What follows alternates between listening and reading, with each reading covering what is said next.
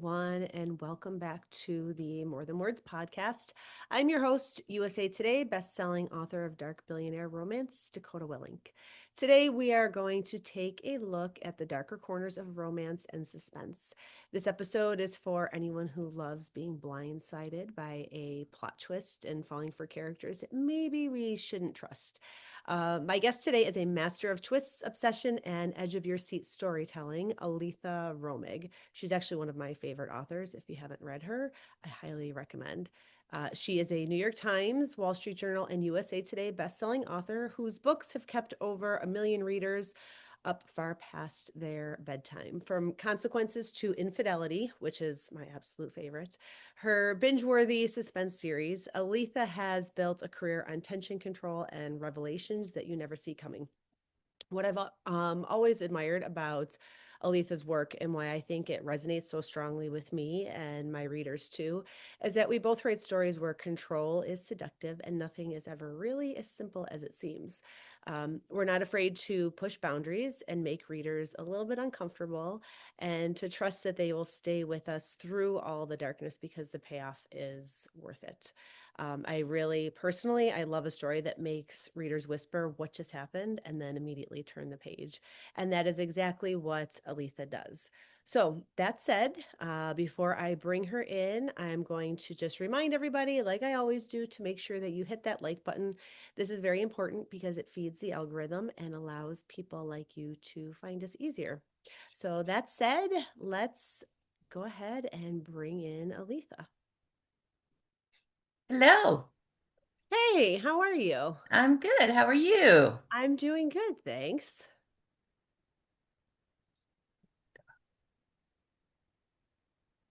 Turn your volume up a little bit. There we go. There you go. Can you hear me now? I can hear you now. Yeah. So how are you? I haven't talked to you in a I'm little bit. I'm doing fine, thanks. I think it's I been you know when I signed up for this, it seemed like it was so far away, and I can't believe it's already here. it what you know what? It was like I was looking back and I started this in October. And October doesn't seem like it was that long ago and I don't know where the end of the year went. I feel like it was September and then it was Christmas was over. Like and then Right. like here we are like into January recordings and I don't yeah, I don't know what happened to the back half of the year. I just feel like I lost it. I think we all did. Yeah. I don't know if it was because Thanksgiving was so late that like because it was I mean, Thanksgiving was Thursday and December I think was Sunday. Like Right. it was really late. So I feel like we kind of lost a week in there and it just everything fast forwarded. I don't know. I don't know. But then I don't really remember much of October either, so who knows? So, Well, no, everything's going fine. oh, that's good. That's good. How's your grandson? Oh, my grandchildren are wonderful. They're yeah, both the our grandson is 3, he'll be 4 in April, Yeah. and then our granddaughter just turned 6. Yeah, I knew. Oh, he's 3? Why do I Yeah. feel like he was like just a baby? Well, That's why I was asking because I'm like, oh, how's the baby? He's not really a baby anymore. he's not really a baby anymore. Oh, No, he's not. He's just talking up a storm. He started preschool, and I mean, it's been the best thing for him. wow. Yeah. Oh, so adorable. So before we get started into like all the bookish things, I like to ask everybody something that about what they are currently loving and what are they hating. So what is something that you're loving right now? I am loving Stranger Things. I tell you, I've watched that for 10 years. I know it's only got had 5 seasons, but we've been watching it since it started. Mhm. And I mean, for something to pull off the ending they did, I just thought they did a great job. It's so funny because Zio Axelrod, I did a recording with her and she talked about that too. And it was, I believe it was her unpopular opinion because she didn't like the ending, I think, Oh, okay. is what it was. See, I only watched the first 4 seasons and then I was kind of like, where is this going? I don't know. Maybe we'll pick up the fifth. And then the fifth dropped and I missed like we never got back to watching it. It's more of a time constraint than anything else. Right. There's so many shows to watch, and I feel like there's just not enough hours in the day. So we never started watching the fifth season, and now everybody's talking about it. And I'm like, don't say anything, don't say anything, because Yeah, we I haven't won't I won't give watched it anything yet. away, but I mean, the idea that I mean, now these kids, who were kids, are in their 20s. Mhm. 11 actually has an adopted child in real life with her husband. Oh, I mean, so they're not kids anymore, but yet they're still kind of playing kids. And yeah. I mean, the other thing is, I live in Indiana. So the idea that the opening to hell is in Indiana, It makes sense. It totally does. I think the weird thing is I'm not really much into science fiction Mhm. or sci-fi, that kind of thing, Yeah. but we've always loved it. And I think it's maybe part of it we got hooked because it was in Indiana. Maybe, maybe. I'm Yeah. not like a huge sci-fi girl with the exception of Star Wars. I have been a Star Wars like fanatic since I was like little. Before it was cool to be a Star Wars nerd, I was a Star Wars nerd. I went to Star Wars when it first came out. Yeah, I believe it. I believe it. Yeah. I was just With a with my baby. friend, I can remember we went in this crowded theater, and back then theaters used to be huge. Mhm. And I mean, there were like we ended up sitting kind of like right in the middle because there were no seats. I mean, those were the only seats available. And we watched Star Wars. And I walked away being in love with Harrison Ford when everybody else was in love with I don't know his real name. Um, but the other guy. Luke Um, Skywalker, Mark Luke Hamill. Skywalker, Mark yes. Hamill. Yeah, Mark Hamill, yes. And so everybody else was in love with him, and I was in love with Harrison Ford, and I think I picked the right one. Yes, I love Harrison Ford. He I like do too. it's the worst thing when I see his name trending, the panic that I feel. It's like I have a dog. I had a dog named Indiana. Like I mean from in like Indiana Oh, Jones. Like I'm a uh-huh. huge I'm a big Harrison Ford fan. So I am too, but it was really funny because when he was in Yellowstone, Mhm. the 1920 whatever, Yes, yep. Mhm. my son, who he knows I like him, and we had been watching an old Indiana Jones, and I'm like, "Do you want to see what he looks like now?" And I pulled that up, and my son was like, "Oh my gosh!" And I'm like, Wow, "Yeah, yeah, he he's has 80." aged. Have you watched Shrinking? Because he's in that too. I have not. What is that? Shrinking, it's I forget what show it's on. We just started watching it. It's been out for a while. But our friends of ours recommended it. I think it's a Netflix special. It's Okay. he's in that and it's more of it's not like his typical role. It's not like that action guy. It's Hmm. basically it shrinks like psychiatrists like it's just Oh, shrinking okay. like yeah so like All right. so we're like only 8 episodes in but it's really good. It's a very different role for him but he's like a grumpy old man and Well, we'll have to look yeah, into it. We just started last night. It's all her fault. I haven't heard of it. Oh my gosh. It is on Paramount. Uh-huh. And or I think you can get it on Amazon Prime too. Mhm. But it is so good. Did you ever watch Secession? No, I tried to get into it so many times Well, and one of the actresses from Secession is the main person in this. And the way it starts out, she goes to pick up her son because he went on a play date with a lady's son that she had met from school. And she gets to this house and this lady has no idea what she's talking about. She does the boy's not there. oh wow. And yeah, so her son is missing. And I mean, it's just really like I'm addicted. We watched 3 episodes last night and there's 8 altogether, and I can't wait to find out what That sounds like happens. something I would like because I love that like suspense mystery Hmm. thriller. Like that's actually part of our like the main topic of our Yeah. show today, Yeah, well, and it actually. is, and it's So good because sometimes movie thrillers can be kind of slow. This mhm. isn't slow. This is really, I mean, like the pace is great. I highly recommend it. What's the name of it again? It's all her fault. All Her Faults. Okay, I'll have to look Hmm. into it. I'll I think definitely that's have what to it's look called. into it. Something to that effect. You'll find it if you look for that. Yeah. Something I'm currently loving are well, this time of year I don't really like the weather at all, but what I do love is the my Beyond Yoga joggers and my cozy sweaters. It's one thing I do love is just being like all nice and cozy. So All I'm a nice. little like my answer is a little more simple. I So was more I'm gonna than say one more thing that I love right now. sure. Um, Indiana Hoosiers football. We are doing amazing, and we are going to be in the Peach Bowl on Friday. Oh, So, that's fun. and That's fun. so then we're a game away from the finals, the college finals, and I mean we've never gotten this far ever, ever ever. So this is exciting. So The whole state's going we'll have crazy. an answer to that because this episode will air January 30th, I believe. So you should have an answer to like all those games by Oh then. yeah, we'll So know by then. And if we make it all the way, I mean we will be undefeated the entire season. I don't really follow college football, but NFL, on the other hand, I'm like a huge Bills like fanatic. I'm because I'm a Buffalo girl, I love the I'm a Bills. huge Colts fan. Yeah, So yeah. so I will Hmm. say by that point we will also know who's going to be in the Super Bowl, and I don't know if this is going to be our year, but I still have like PTSD from wide right, like from Super Bowl 25. So I'm trying to like Well, we are hopefully this definitely is not our going to be in the Super year. Bowl. We didn't make the playoffs. So Okay. we really love football. So it's fun to watch when you don't really have, a dog in the race because Mhm. you're watching for a good game Yes, yeah, and you exactly. can kind of go both ways. Yep, for Yeah. sure. So, something that you're hating then. What is something you're hating right My now? town is full of traffic circles. And I don't mind the traffic circles. It's the people who don't know how to drive in a traffic circle that I am hating. And that's And 90% of the population. oh my gosh. I mean, like they come to a complete stop and just like sit there for a while. It's like, it's not a stop sign, bud. You get to ease in. That's how it works. Mhm. So yeah, that's what I hate. People No, I driving think in they're a traffic great circles. invention, but you're right. Nobody knows how to drive in them. Like that. No. Yeah, it's awful. So, me, I'm currently hating, and I'm pointing this out because my husband just did it the other day, and I'm like, did you just say this? So when people shorten words, it's so lazy. Like when they say cringe instead of cringy or sketch instead of sketchy. My husband said that the other day. He goes, "That's so sketch." I'm like, did you just say that? I'm like, stop being lazy. Use your words.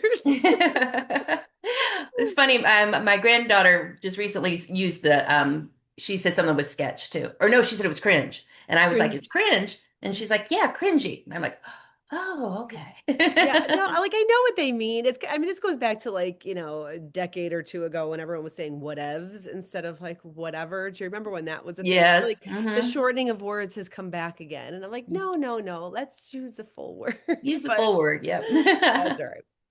So, all right. So that said, let's get to our topic of discussions. I talked a lot, like in the beginning of when I was introducing you, about how I feel like you're kind of like the queen of plot twists, and the way that, like, whenever I read your books, like I don't like predictable books. So I think this is why I don't read a lot of um um formula books, like formula writing, like a Right. lot of, and you see that a lot in romance, and that's some readers love it. That's like they live for it. But I don't usually gravitate towards those books I because don't I like either. to be able to predict the ending.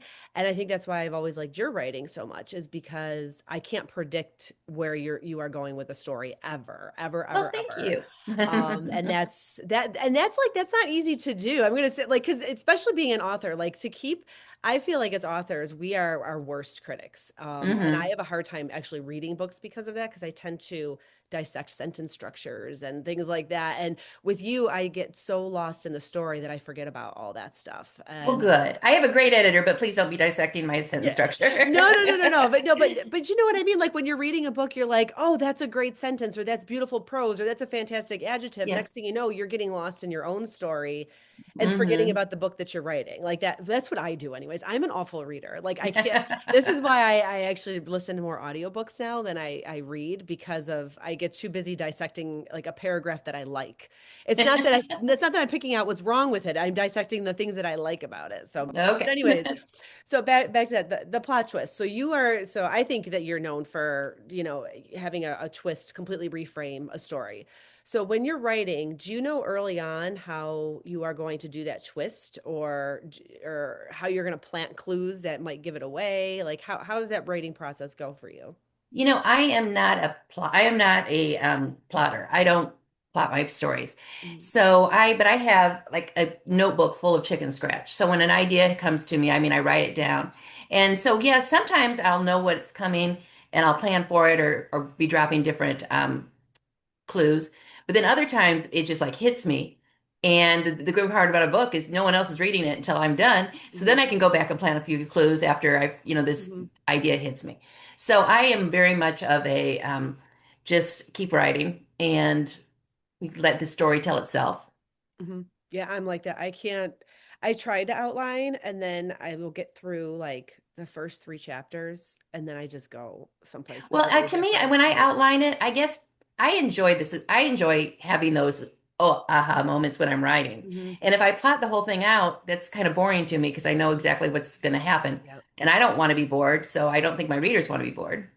I also write to an ending. I say this a lot when I'm on this podcast because people think it's strange. I feel like I always have an ending in mind, and then I write to that. And I can't always predict. Like, so if I'm going to plot out how to get to that ending, never makes sense to me, because again, you don't have the aha moments. Like, Right. I feel like I know where I want to get to, but then as I'm writing, I kind of work through how But to I get agree to with that that, and I point. think I write very similar. Hmm. Because I mean, if you're writing romance, it's going to end in an HEA. I mean, Hmm. that's what's going to happen. But how are they going to get there, and how much are they going to have to go through to get to that point? Hmm.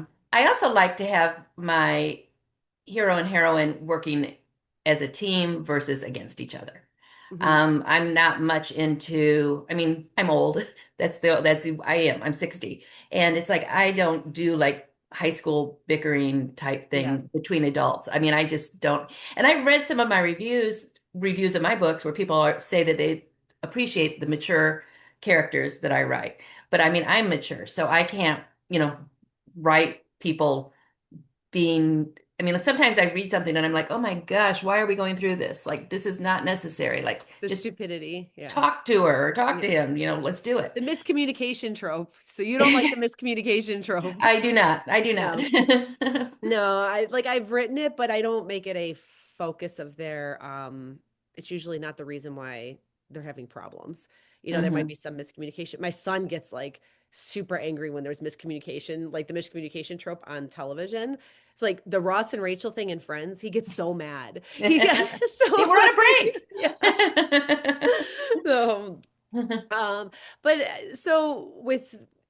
so just to kind of follow up like with the twist, I also feel like the dark romance always plays like because we tend to write darker.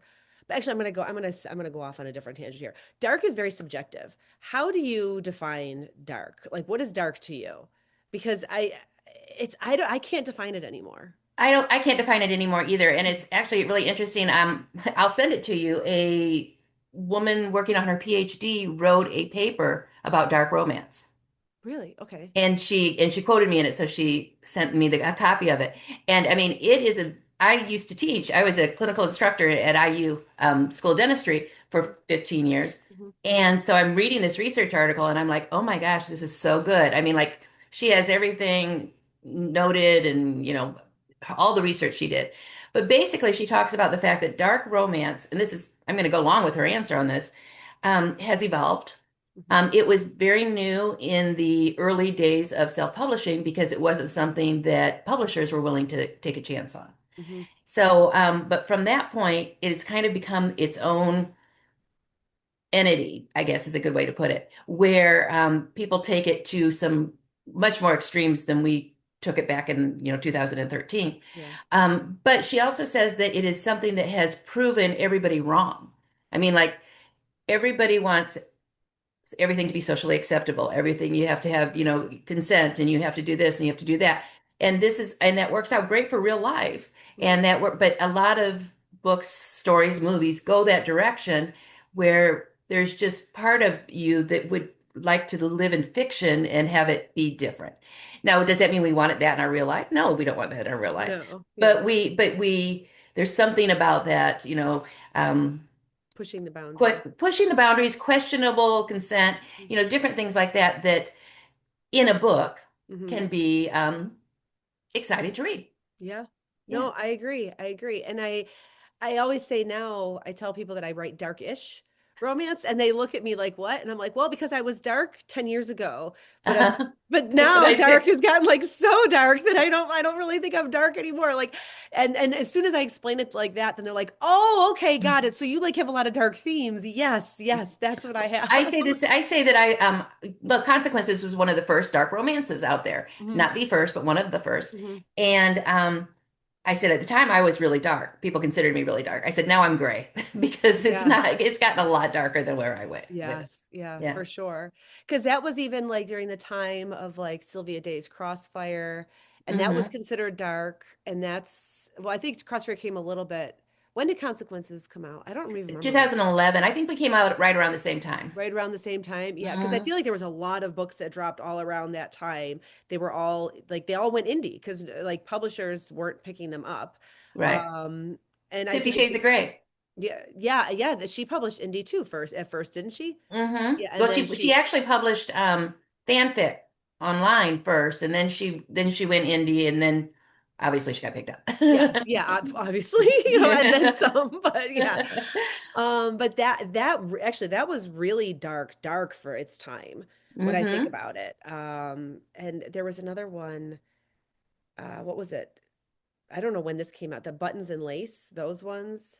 Those came out later, Were but they later? I don't a remember. little bit later. I just know that I I haven't just read know them. who always pops up as my comp authors. That's how I know. Yeah, I have never read those. I've read excerpts of them, but I haven't read them.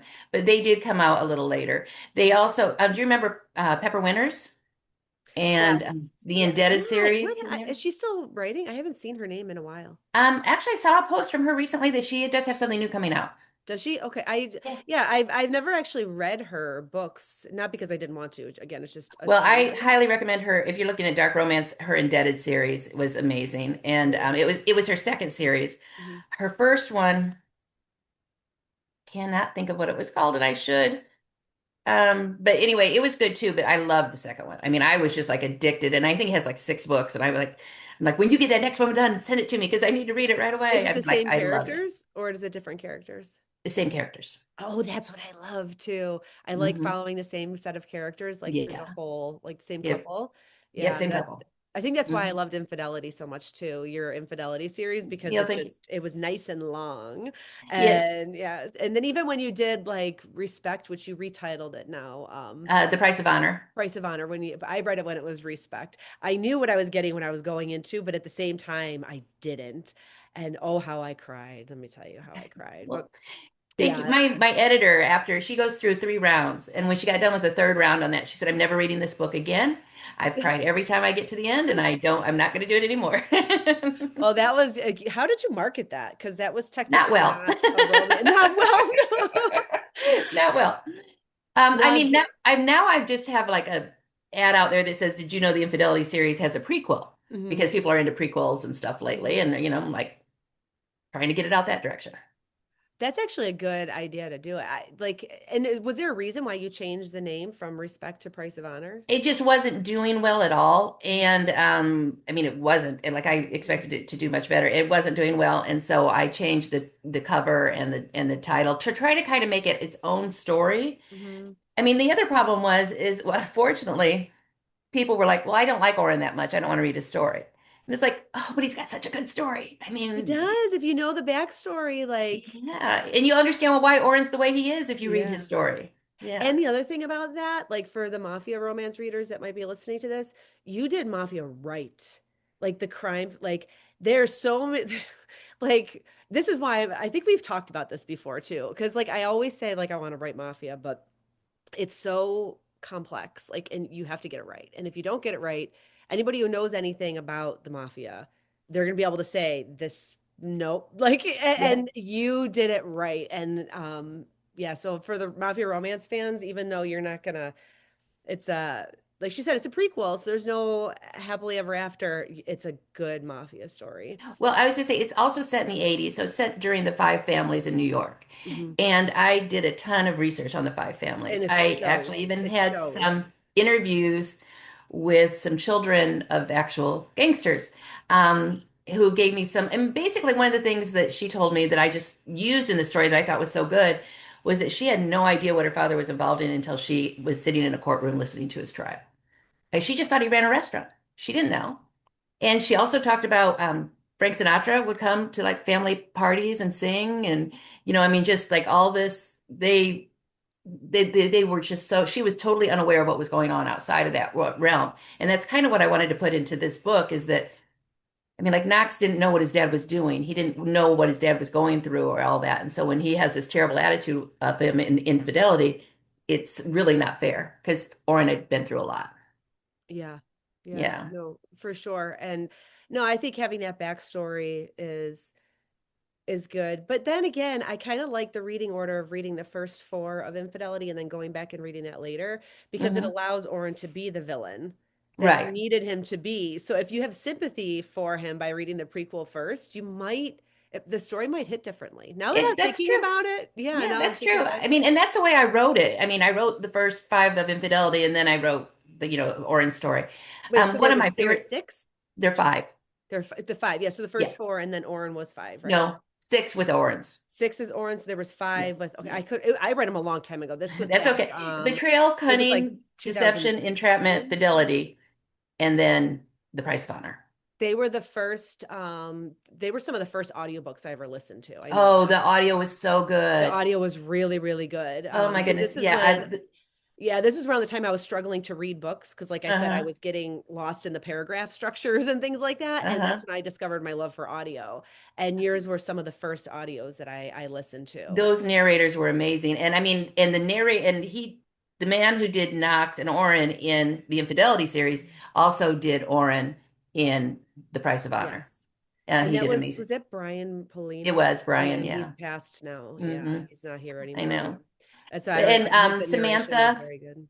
Prescott is Prescott. the, and she did a great job. I mean, I've even gotten compliments from people who live in the Georgia area when she was doing like her different accents, Hmm. that she did a great job because from this part of Georgia to this part of Georgia, they have different accents and she nailed it. So I was like, okay, Oh, good. really? But I didn't know that. That's yeah, interesting to that's know. what I had apparently there was a group of 90-year-old women who would get together and listen to the audio together.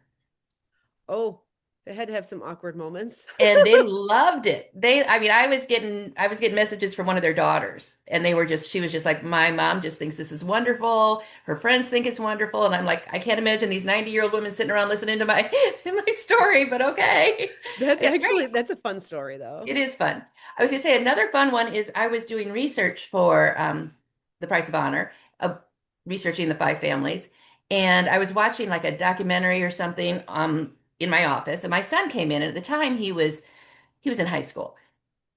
And he started talking about it. And he's like, oh, and he started telling me about the five families. And he started talking about the different families in the different areas of New York. And I'm like, is Greenwood Schools teaching mafia now?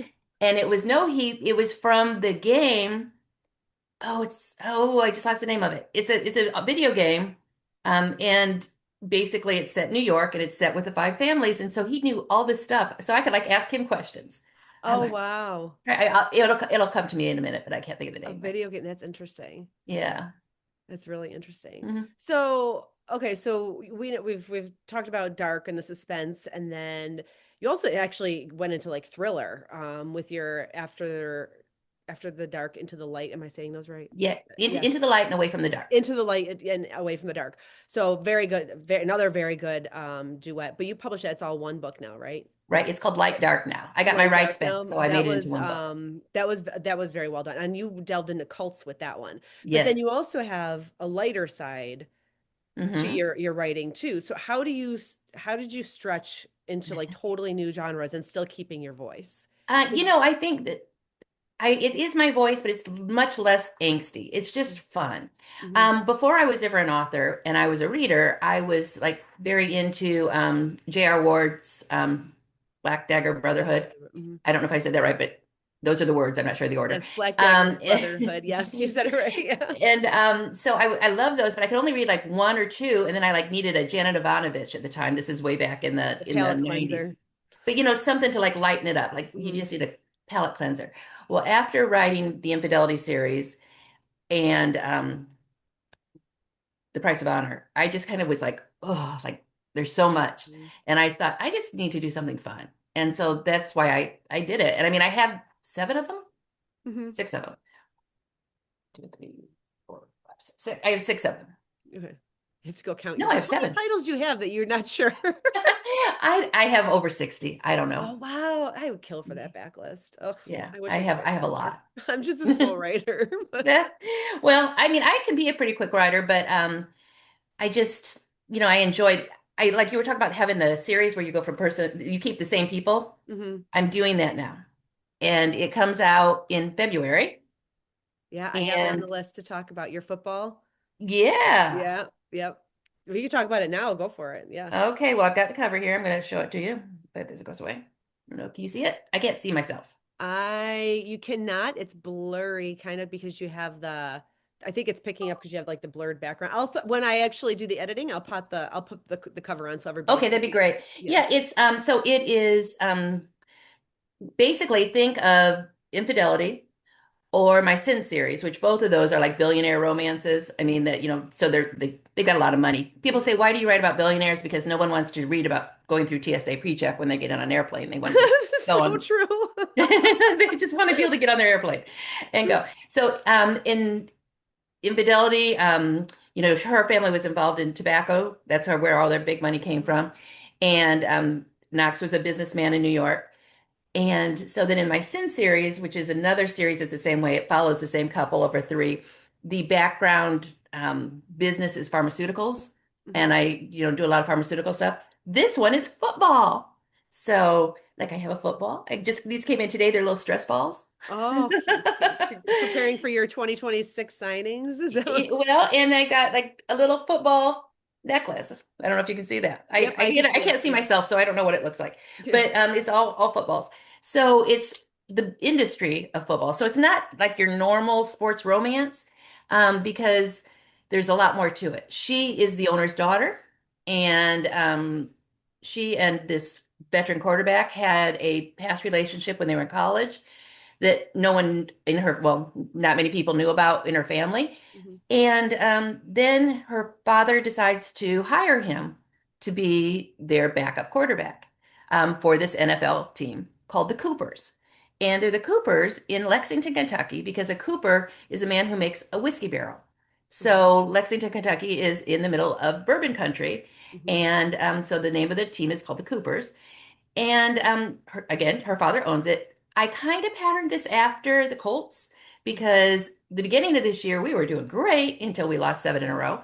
But we're now owned by our previous owner's daughters.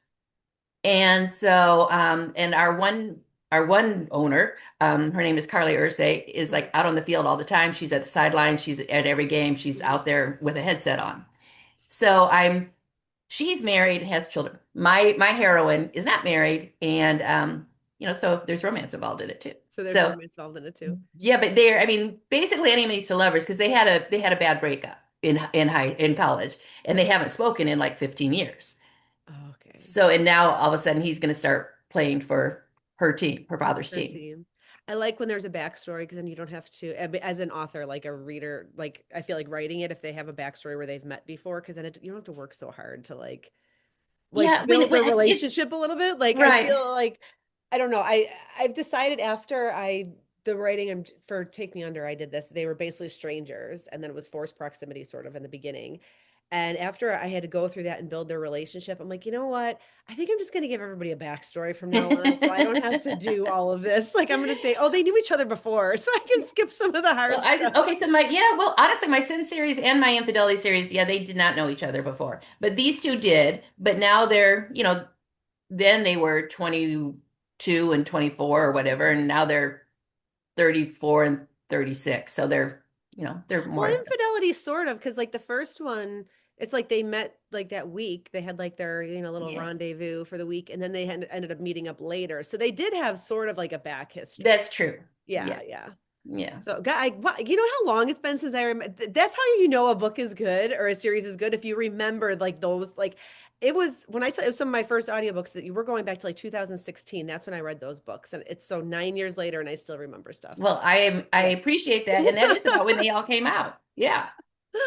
So I'm just super excited about the story, and I'm excited to once again follow the same characters. I'm So excited like to read it the actually. first book is done and almost done in editing, and I'm about halfway through the second book now because I mean I'm loving these characters, I'm loving everything about it, and so I I'm saw you hoping had that the excitement pre-orders all up for goes it's four books, it looked like. 4 books. Four I've books got up. all the pre-orders up. Mhm. Yeah. Yep. Yep, And those they are will all be on KU once they're live. okay. That's actually something I got some interesting data on that. I just did a survey at like there's like 600 readers that actually took the time to fill it out. It was a quick short survey, and uh, most readers are in KU right now or using a subscription. Hmm. I thought it was going to be a pretty good mix, but I'm going to drop the data like on Facebook probably later this week for every like the authors to look at. But um yeah, everyone's moving to subscriptions like with everything in life. I don't think it's not just KU, it's Right. all the Well, and streamers. I think, I mean, I'm really surprised because I did the same thing. I did one in my newsletter, Hmm. and it was, I mean, 80% of people Hmm. in my on mine are reading on Amazon. Hmm. Not all of them are in KU, but they're reading on Amazon.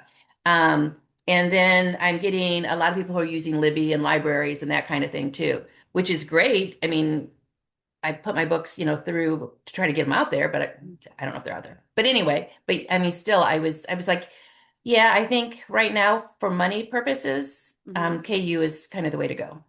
Yeah, I would agree. And I've always been a wide author for since I published. I was wide until about a year ago. And I was watching the sales on my other platforms just slowly really diminish. I used to be about 55% Amazon and the rest were wide platforms. And it got to a point where about almost 90% of my sales were all coming from Amazon.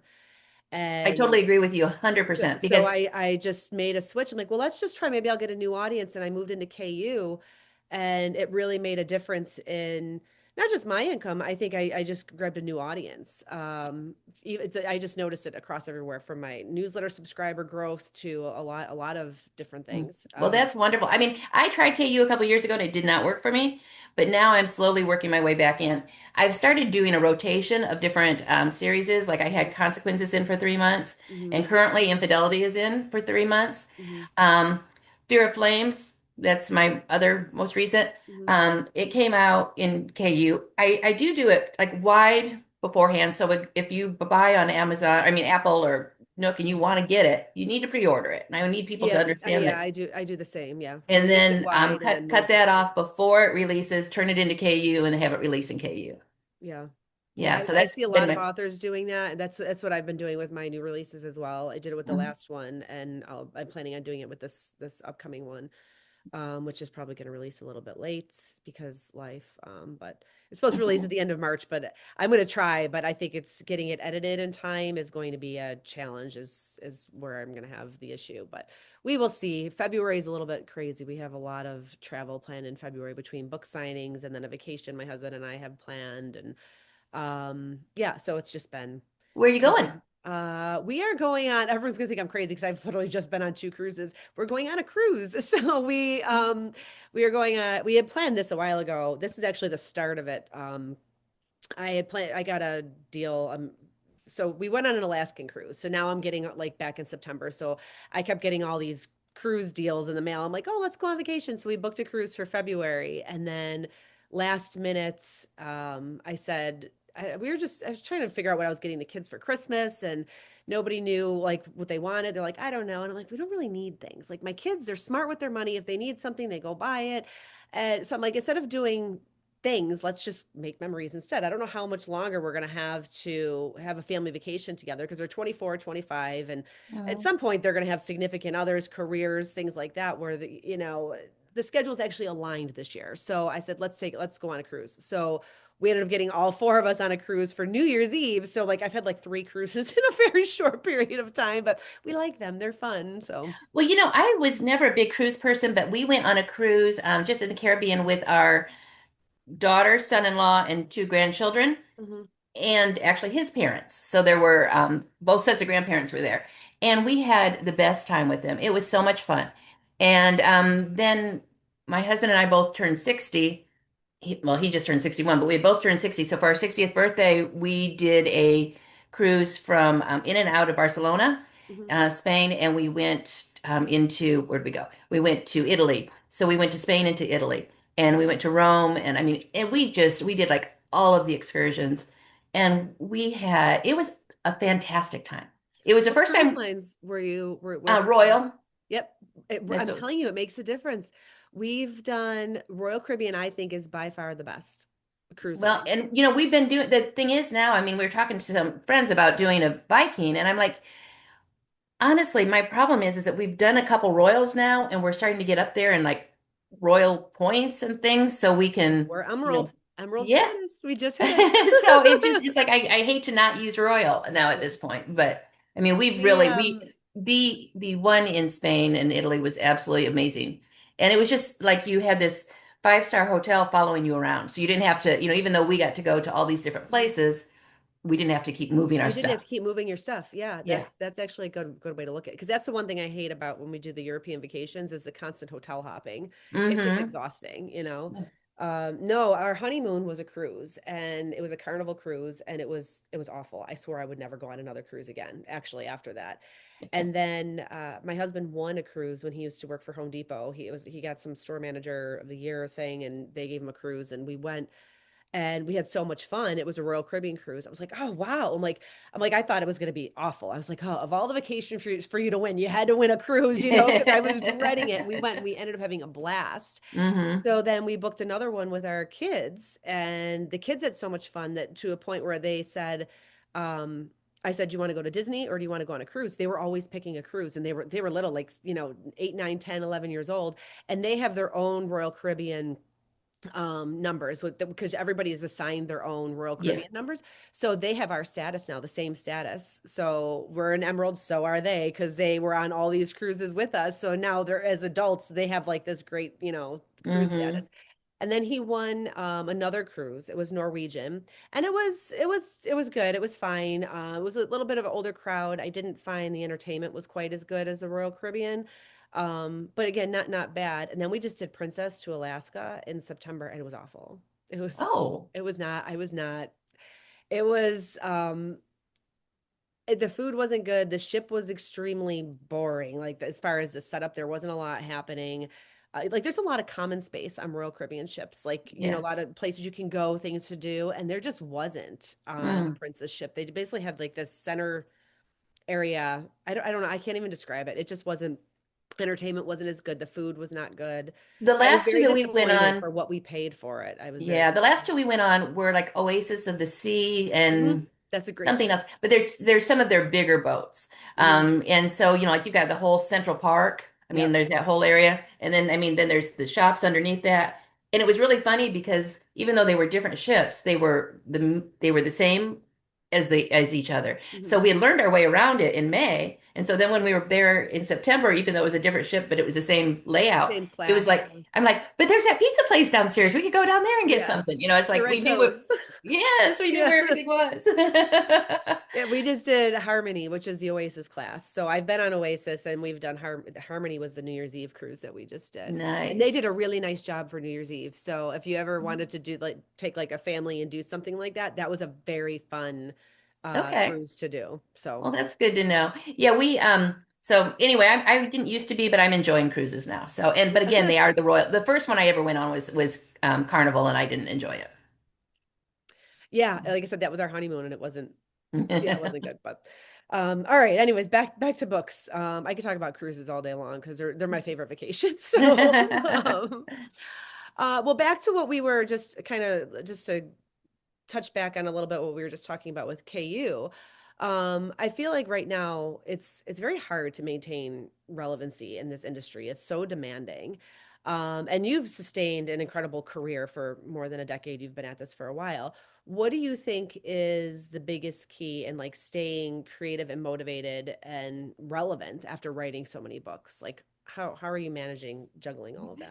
Well, I don't know that I'm still relevant. Yeah, But you are. Stop I mean, it. I feel like the last couple signings I've done, um, everybody's into fantasy. And I mean, I'm happy for fantasy people, but that's just not me. I Yeah. can't write to that audience because it's not my Yeah, me either. voice. Yeah. And so I kind of feel like it's like, oh, you don't, you one lady said to me, well, if your characters don't have tails, then I'm not interested. And I'm like, Yeah, I don't. so that's actually a joke my husband and I have every now and then. He'll be like, do you think they have tails? And I'm like, I don't know. But so I mean, I feel like it's been really hard especially with the big the way fantasy's doing so well, which is or romancy, which is fantastic. I'm happy for him. But I think the other thing is just keep putting out Hmm. new books. I Hmm. don't think that unless you're one of a very few people that you can ride the shirt tails of anything for any long time anymore. I think you have to really keep producing. Yeah. Yeah, and that's no, I feel that with the fantasy. I get that a lot. Like, the amount of people that walk up to the table and say, "Do I read fantasy." I'm like, "Well, I don't have fantasy, but I have this." Like, no, and I'm like, "Okay," and it's fine, but it's the shift has been. I feel like we just have to. It's like it's riding a wave, right? And for a while there, everything was hockey. I just read, but now I feel like hockey's gonna be making a crazy comeback again because of heated rivalry. I don't know if you've been following any of that I've seen that. I've whenever. seen articles and notes about it, but I haven't watched it. It's Hockey Romance. Yeah. And they made a show out of it. I haven't watched it. Zio keeps telling me Zio Axelrod, she keeps telling me I have to watch it, but I haven't watched it yet. Um, but I felt like just when hockey romance started to come down a little bit, and I'm like, okay, maybe us billionaires can squeeze back in. Now I'm like, oh, here we go. We're gonna have another spike in all this hockey romance again.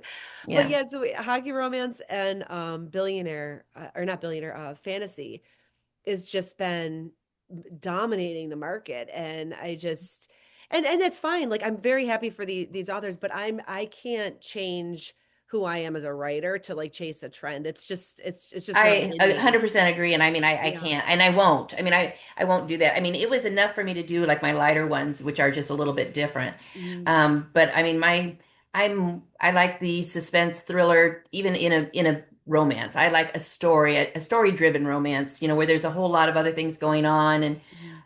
and you're following the story, like you said, like with infidelity or any of these, there's a story to be had. Mhm. It's not just boy meets girl, they have sex, everybody's Yes. happy, Yes. that type thing.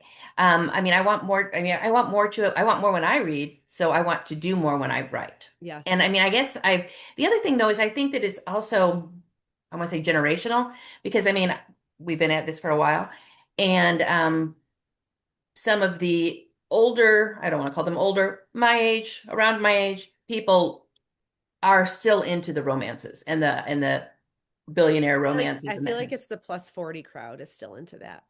But Like the younger that's people right now, those are my readers. That's yeah, like that's me too. me. That's who I am, and that's also my reader base. Like And even but I could my just like tell my where it comes. daughter is super into fantasy right now. She's just loving it, and I mean, and she's 35. So, Yeah, yeah. my that's what my daughter reads too. But even Hmm. when you look at where my Facebook ads hit or the Instagram ads, the demographic that I'm hitting, it's 40 plus women. And Hmm. I just can't, I cannot for the life of me grab those 20, 30 year olds. But, I just 20 something or 30 something year olds. And it's because they're not reading that. I don't think they're reading Billionaire. If Right. I can try to target the dark romance, but they want dark, dark. And I'm not really, I'm not super Yeah. dark. So, yeah, so that's been a challenge trying to find the younger readers. I feel like that's my biggest challenge right now with trying to stay relevant Hmm. is capturing that young audience. I just haven't been able to do it, but I'm trying. I'm still trying. I'm still trying to. Yeah. I feel like I got a lot of I feel like I got some new readers with my Fear of Flames, with my romantic thriller. Mhm. And I really could see a jump when different people would post like on Instagram and they tag me. And I feel like reached out to people that I wasn't hitting before, because there were people who were like, "Oh, I've heard of her, but I've never read her." Like if you read through the Mhm. comments, Mhm. and some of it, even some of the people that reviewed it were like, "I haven't read an Aletha book in a long time. I need to go back and look at her backlist now because this was so, I really enjoyed it," Mhm. which is great. But I mean that I don't know how to reach these people other than that, but I'm trying. Yeah. Yeah. Yeah. I do have a bunch of reader questions that were submitted. Okay. There were actually a lot. I had to kind of narrow them down a little bit, or a lot of repeat questions too. So before we move on to that, I just want to remind everybody, if you haven't already, to hit the like button to help improve our visibility. I know I repeat it constantly, but it really does make a difference. So that said, let me pull up these questions here. Okay, so I have Michelle from Oxford, Mississippi. She says, "Have you ever written a scene that felt too intense to release?" No, I No. haven't. Yeah. But I do remember one time I was listening to the Audible while I was eating, and I had it on, like I was eating lunch, and I had it on speaker, and I was like, "Oh my goodness, oh my goodness!" Like it sounded good in my head, but it sounded really good on the Audible. And I'm like, "Oh my goodness, I wrote that." There's something about the narrators, especially if you have a good narrator, that they make you like your books even more. Like Yeah. I remember when I wrote Take Me Under, like I was kind of like it was such a struggle getting through this book. Took 2.5 years to write. Had major writer's block. And by the time I was done with it, I'm like, I just hate this book. I don't even want to market it. I was just so exhausted from it. And it wasn't because I thought it was a bad story. It just sucked the life out of me because it took so long to Mhm. finish because of all the challenges I had with it. But then I had to I proof all my own audio, and I do everything DIY. And when I was proofing, it was Kit Swan, her performance, and Marcio Catalano did the male point of view. when I got done with it, she made me like my book. Like, cause she did it so well that Hmm. yeah, so narrators, yeah, narrators they can Well, do I agree. My most recent series that I finished was my Brutal Vows, and it is Mafia Cartel.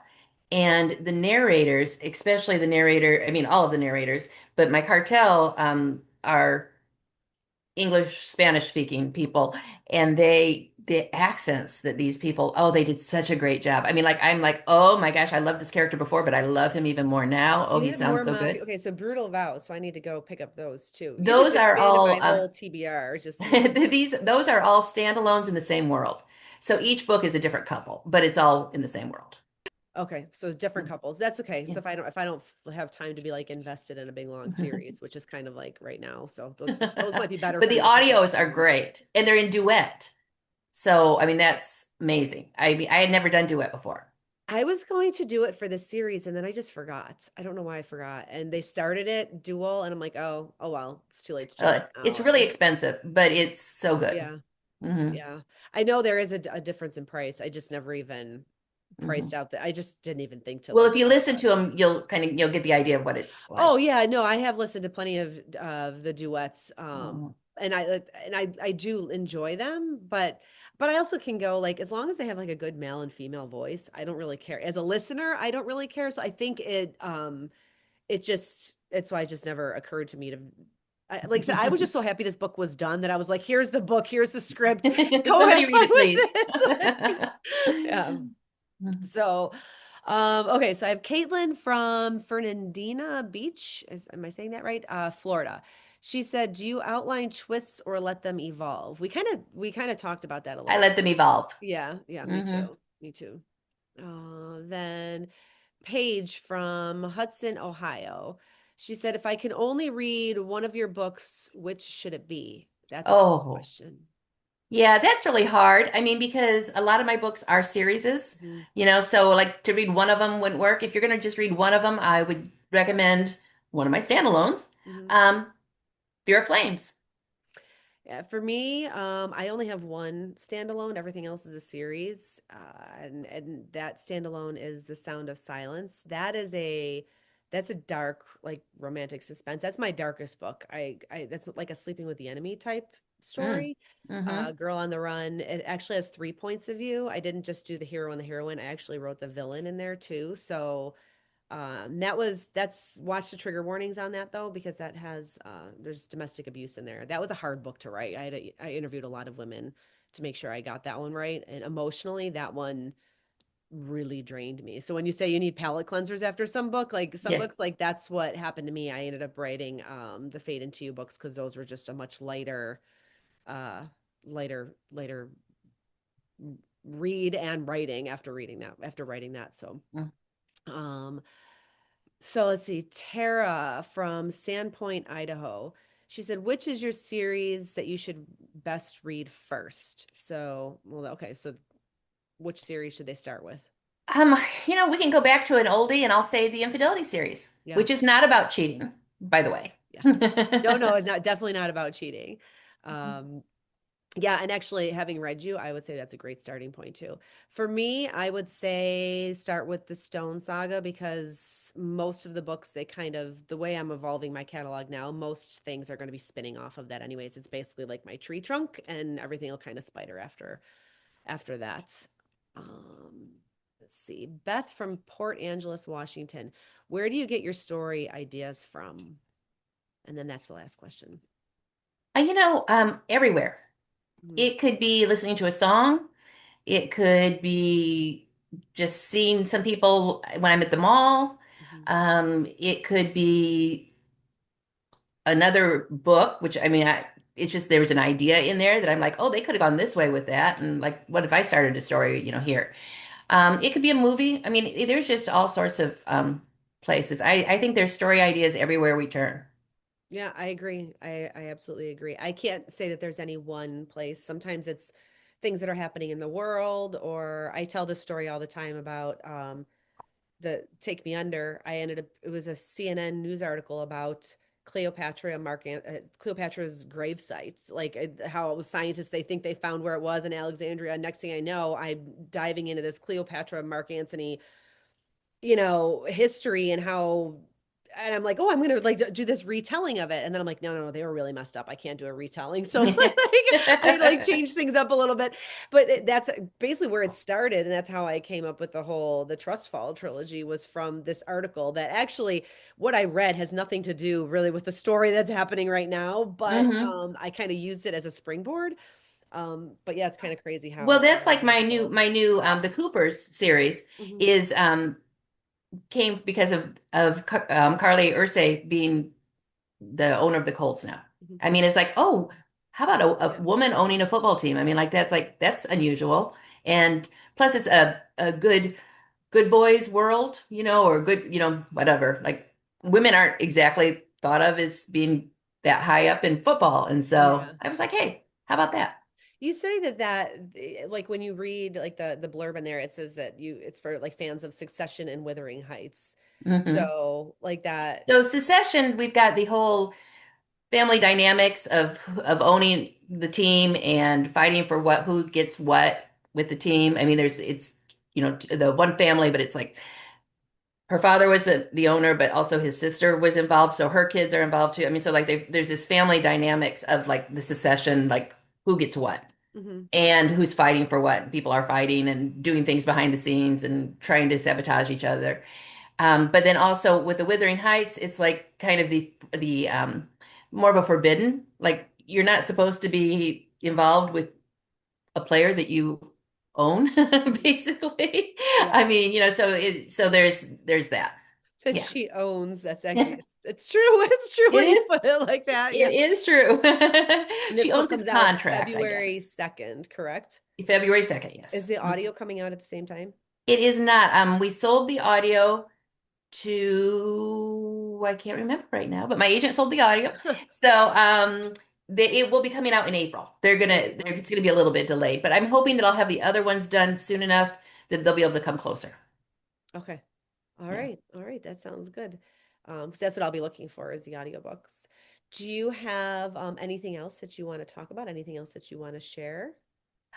No, just that I really appreciate you having me on, and this has been fun talking to you. It's And always fun talking to you. What is your so what's your unpopular opinion for right now oh, to close up with? everybody should have their Christmas decorations down before New Year's Day. I say like I'm good to like 2 days after. So like then I'll take Mine it came down. down like 2 days after Christmas.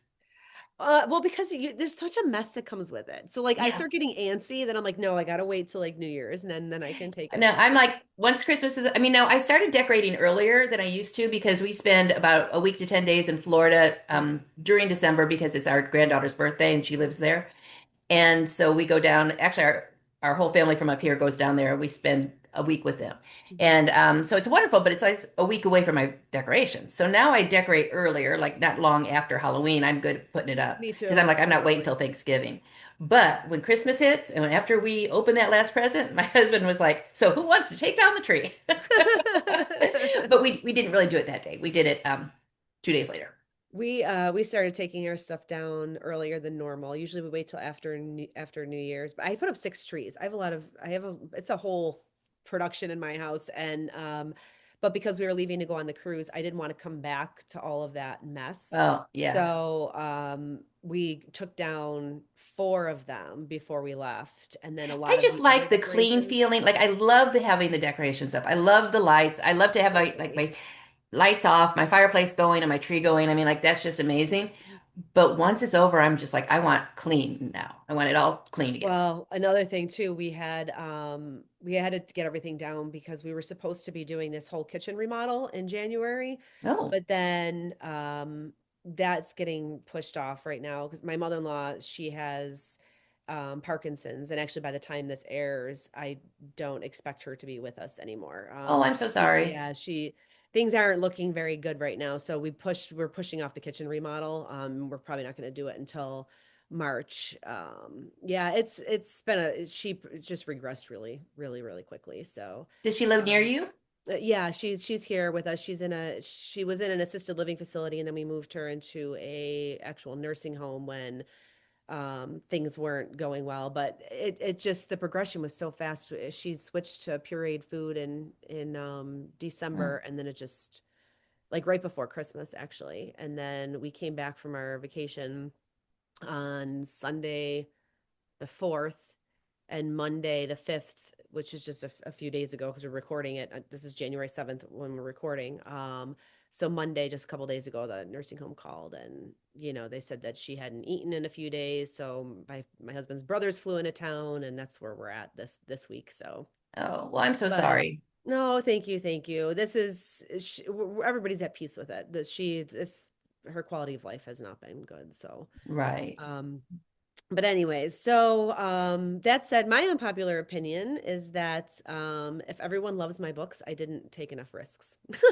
Like I don't need I everybody to love my books. So like it. I I like it a feel, lot. yeah, I feel like a lot of authors they want everyone to love them, and I don't. If everybody loves me, then I didn't do my job right. That's what I think. So I agree. And that's the thing. It's not like we were saying about there's so many fantasy readers. Not every book is for every person. I mean, but I just would like to find the people out there who will want to read my books. yeah, yep, for sure, absolutely. And we all have our readers, and that's who I like to make happy. I want to keep my readers happy. So. Exactly. All right, Aletha, thank you so much for joining me today. I loved every minute of this conversation. As always, I always enjoy talking to you. It's always a nice time. To our listeners, don't forget to follow me and Aletha everywhere. All of our links are in the YouTube description. You can find them all there. And then also subscribe to this channel so that you never miss an episode. And I think that's it. Okay. Well, So, it was nice talking with you, Dakota. Thank you so all much. right, you too. We'll talk Okay. soon. Bye. Bye-bye. Hey everyone, thank you for tuning into the More Than Words podcast. If you enjoyed this episode, please hit the like button and consider sharing it with your friends so more people can find us. The more people we have listening, the more fun we can have on our shows. And most of all, I want to thank you from the bottom of my heart for supporting authors everywhere. Thanks and happy reading.